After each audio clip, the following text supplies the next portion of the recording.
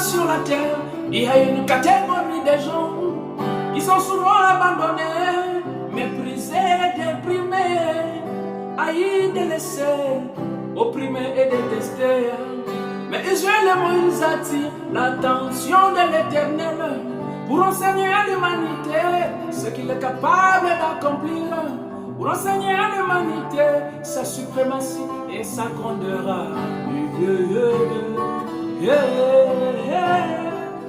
Il peut prendre dans la bassesse, élever au rang des grands. Il peut prendre un homme sans valeur, faire de lui un homme de valeur. Il peut prendre du ridicule, élever au sublime. Il peut prendre de la terre, élever aux étoiles. Souvent la gloire du Seigneur tombe sur les méprisés. Souvent la grâce du Seigneur tombe sur les dédaignés. Souvent la gloire du Seigneur tombe sur les disqualifiés. Souvent la gloire du Seigneur tombe sur les déprimés.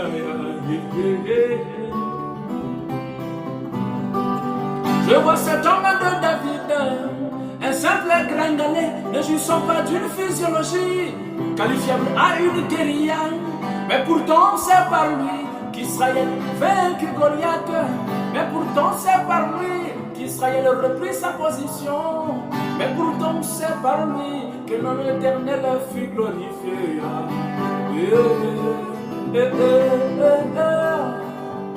Un homme comme Joseph, haï de ses frères, méprisé, abandonné, vendu même aux antiquaires. Mais comme la gloire du Seigneur tombe souvent sur les méprisés, c'était là le chemin de l'élévation de Joseph. C'était là le chemin de la gloire de Joseph.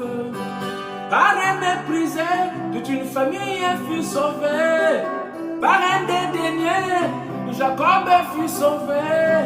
Par un méprisé, toute une famille fut graciée. Souvent la grâce du Seigneur tombe, souvent la gloire du Seigneur tombe, souvent les merveilles du Seigneur tombent sur les dédaignés.